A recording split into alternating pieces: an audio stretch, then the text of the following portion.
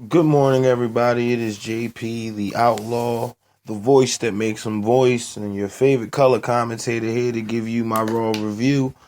They start off the show with a video package of Braun Strowman pretty much killing the last 2 weeks, and they close the video package with Braun throwing Kalisto in a garbage can, and which sets up for a trash dumpster match, the very first trash dumpster match ever against Kalisto, which we all pretty much knows from here, Braun's gonna win. So we move to an in-ring segment with Dean Ambrose and The Miz and Jericho. Jericho reveals that this will be his last highlight reel on Raw. So, he's getting ready. He's pretty much setting up for his vacation until his return. The Miz comes out and completely takes over the highlight reel and starts having them break down the ring. And fucking The Miz comes out. It says now it's Miz TV now. Freaking the highlight reel has been replaced by Miz TV. Dean Ambrose came out and does the same thing. Actually cut a pretty decent promo and also gives Jericho a gift, which was a jacket, which, again, I like the continuity of it. A couple months ago, Jericho went up against Dean Ambrose, and Dean Ambrose broke his jacket. So Dean Ambrose, to mend broken fences, he goes and buys Jericho a jacket from Paris. The way Jericho said, Paris. So, yeah, that was a good segment. I liked it. I like the fact that they giving Dean a little bit more airtime, saying that he's not saying that he didn't get it before, but he's definitely getting it now.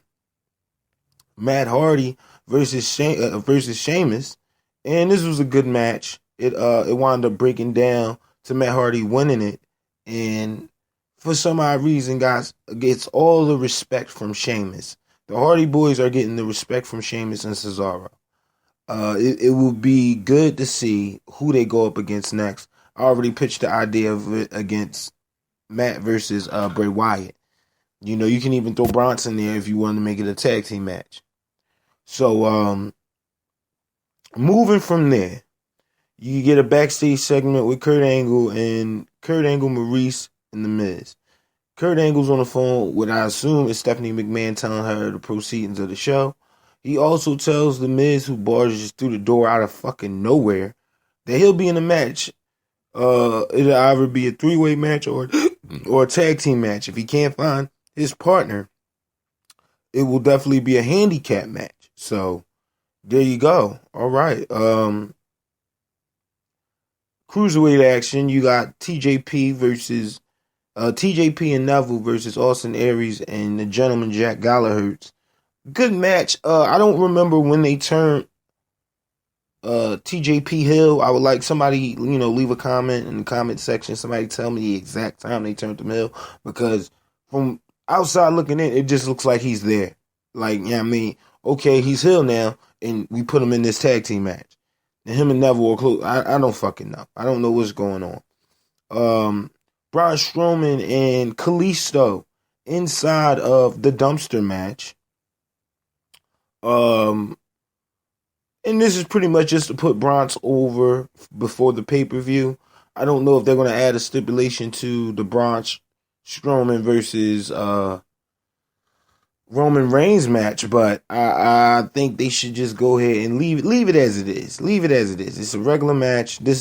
You've put Braun Strowman over since WrestleMania. There's no need to keep booking him by breaking other talent. And what I mean by that is Kalisto could have been good in the cruiserweights. I would have brought him over, gave him a title shot on Raw, and have it be a three-way at Payback.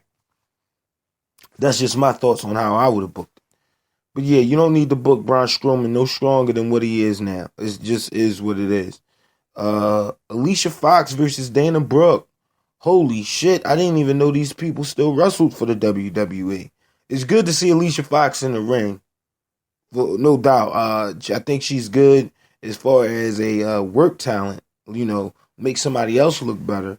But Dana Brooke, she needs a whole reboot. You need to send her back down to NXT and do something with her. I don't get it.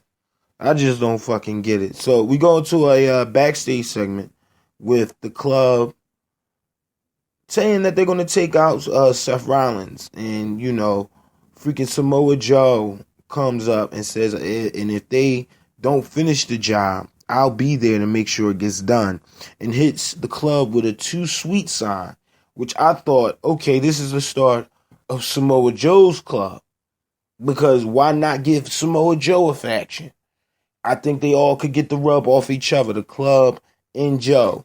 Especially Joe. Joe, I wouldn't put him at the leader role, but you could damn sure have him as a general for the club. Like Kenny Omega was for AJ Styles. He wasn't the leader yet, but a lot of shit ran through Kenny Omega.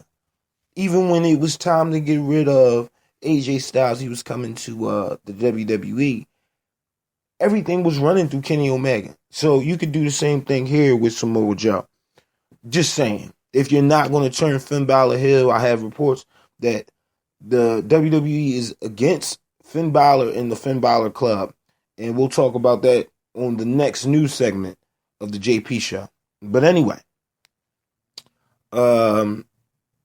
Before the match starts off, it was supposed to be Enzo and Cass and Seth Rollins versus Samoa Joe in the club. They take out Enzo. So Kurt Angle comes down and says, I have a replacement for your match tonight, and it's Finn Balor, which was one of the best matches of the night. Good pop. Definitely good back and forth action as far as tag team and so on and so forth. I would have gave Samoa Joe and Finn Balor a little bit more time in the ring, being because they've already faced each other. There's history there. You should be able to see instantly how these two move in the ring. But it is a Raw taping. You don't want to get people too much for free. That part I do understand. We go into an in-ring segment with Alexa Bliss cutting a nice heel promo. All the women of the current Raw roster come out and they talk about how they want to be the women's champion, how good it feels. And, I've been chasing this dream my whole life. Alexa Bliss makes it real short. I came here to win. I'm not here to chase dreams, to chase egos. I'm just here to win. So Bayley music hits. Bayley comes out and says, well, I'm still living my dream. And, I'm not going to let you or anybody else come and stop me from living my dream. So in basic heel fashion, Alexa Bliss turns around and says, have you ever even kissed a boy?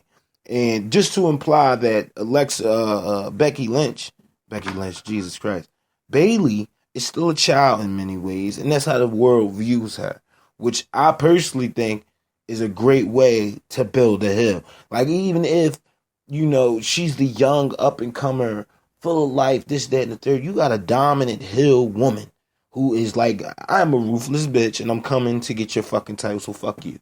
And that's what I like about Alexa Bliss and her promo work. Sasha Banks comes out and says, and you can tell that these two really had heat in NXT.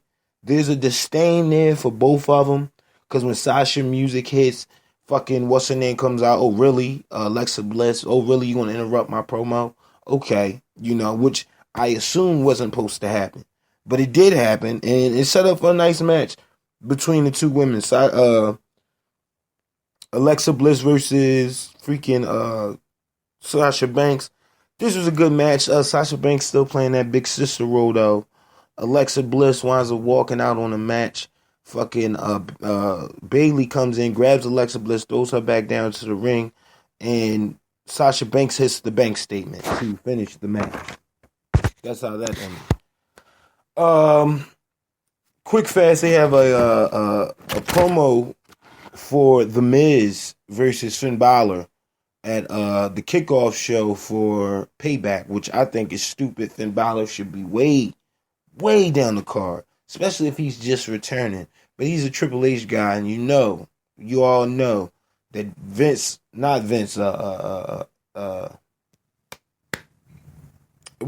is going to stop any type of Finn Balor push. I believe so, because I believe that Vince is already hooked in the three guys that he wanted to push. That's why he put Dean Ambrose over there with Seth Rollins.